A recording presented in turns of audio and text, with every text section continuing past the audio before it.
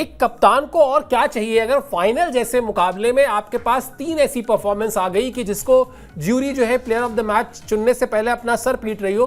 कप्तान लकी है, सूर्या लकी है, इसीलिए कह भी रहे हैं कि मेरे पास तो राष्ट्रीय धरोहर है।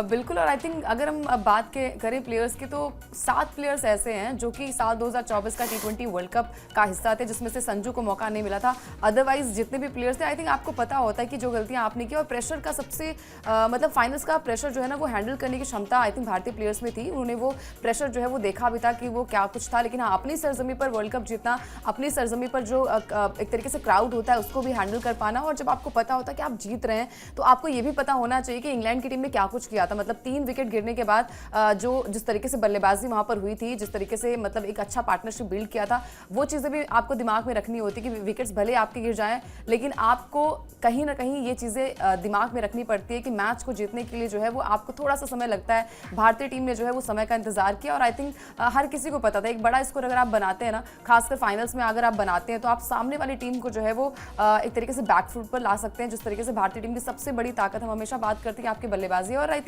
हर किसी के लिए ये जरूरी होता है कि आपकी सबसे बड़ी ताकत क्या होती है। आई थिंक वो आपको पता होनी चाहिए। भारतीय टीम को पता थी कि उनकी मतलब बैटिंग में वो कमाल है, उनके गेंदबाज आई थिंक इस पूरे टूर्नामेंट में बढ़िया कर रहे थे। लेकिन हाँ, बल्लेबाजी अगर आपकी बहुत ही अच्छी है तो कहीं ना कहीं आपका मैच ये मैच आपके फेवर में हो सकता है। और जिस तरीके से टॉप 3 बैट्समैन ने कमाल का प्रदर्शन किया, मैच हम वहीं पर जीत गए थे। जैसे कि संजू की बात करें, जिस तरीके से वो शुरुआत करते हैं, और आई थिंक वो चीज़ें सीखने को मिलती हैं, चाहे वो रोहित से सीखा हो, चाहे वो बाकी प्लेयर से सीखा हो।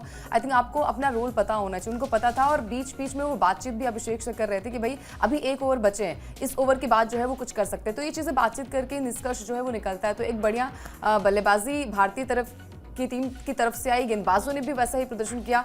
साथ ही साथ सूर्य कुमार यादव भले ही 0 पर आउट हुए, लेकिन आपकी कप्तानी को याद किया जाएगा, ट्रॉफीज को याद किया जाएगा। आपने क्या कुछ किया, जिस तरीके से मैच को बनाया, जिस तरीके से आगे तक मैच को लेकर गए, आई थिंक वो मैटर करता है। एशिया कप जीत कर आया, जितनी भी बायलैटरल सीरीज थी वहां पर जीत के साथ एक तरीके से स्वाद चखा। फिर एक बड़ा टूर्नामेंट जब होता है, 20 टीमें हिस्सा लेती हैं, तो आई थिंक वहां से आपको ये भी पता होता है कि बहुत सारी टीमें वहां पर हैं जो कि एक ट्रॉफी की दावेदार होती है। लेकिन भारतीय टीम ने जिस तरीके से प्रदर्शन किया, आई थिंक वो मैच नहीं हारे होते सर। सबसे बड़ा मतलब मेरे लिए कंसर्न यही है कि अगर वो साउथ अफ्रीका वाला मैच नहीं आ रहे होते तो कॉम्बिनेशन नहीं बदलता।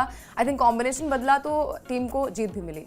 बिल्कुल, और सबसे बड़ी बात यह है कि भारतीय टीम के लिए जो कहा जाता है कि आपको इस तरह के टूर्नामेंट में जहां अलग अलग टीमों से खेलना हो, आप राइट टाइम पीक पर जाएं। अगर आप देखेंगे तो वो जो एक तरीके से वो जो डामाडोल हुई भारतीय टीम पहले ही मैच में यूएस के खिलाफ, वहां जो झटका लगा, और दूसरा बड़ा झटका लगा जिसका जिक्र भी अंकिता ने किया, 76 रन से जब साउथ अफ्रीका ने भारत को हराया, उसके बाद भारतीय टीम जगी, दोबारा खड़ी हुई और फिर उसने अपने परफॉर्मेंस पे लगातार अपने आप को इन्हांस करती चली गई। आप फील्डिंग एक कंसर्न था, लेकिन फील्डिंग में अगर आपने कल के मैच में भी देखिए, शिवम दुबे ने अगर कैच छोड़ा तो ईशान किशन ने किस तरह के कैचेस लिए, वो कलेक्टिव फेल्योर नहीं देखने को मिला। वरना होता क्या है कि बल्लेबाजी में पता चला एक खिलाड़ी आउट हुआ तो फिर वो धड़ाधड़ 2-3 विकेट गिर जाते हैं, या गेंदबाजी में एक गेंदबाज की पिटाई हो रही तो फिर पता चला कि सबकी पिटाई हो रही। वैसा कुछ भी नहीं हुआ। जिम्बाब्वे के खिलाफ, वेस्ट इंडीज के खिलाफ, या फिर आप इंग्लैंड के खिलाफ मैच याद कर लें, भारतीय टीम ने अपनी परफॉर्मेंस का ग्राफ लगातार बेहतर करती चली गई। और इसीलिए फाइनल में जब वो टॉप 3 बल्लेबाज चल गए तो फिर वो एक अलग ही टीम दिखाई देने लगी जिसकी जरूरत भी थी। दिखाते हैं आपको किस तरह से फाइनल में तीनों ही बल्लेबाजों ने टॉप के कमाल की परफॉर्मेंस की और किस तरह से पूरे के पूरे मैच पर असर डाल दिया। पहले बल्लेबाजी का मौका दिया था भारतीय टीम को न्यूजीलैंड ने। भारतीय टीम ने 5 विकेट पे 255 रन बनाए, फाइनल का सबसे बड़ा स्कोर हो गया और फाइनल में भारतीय टीम की रिकॉर्ड तोड़ जीत हो गई। अब अगला अपडेट भी दिखा दीजिए। फाइनल के टॉप ऑर्डर की तरफ से 3 अर्धशतक बने, ये इसी का जिक्र अभी हम लोग कर रहे थे।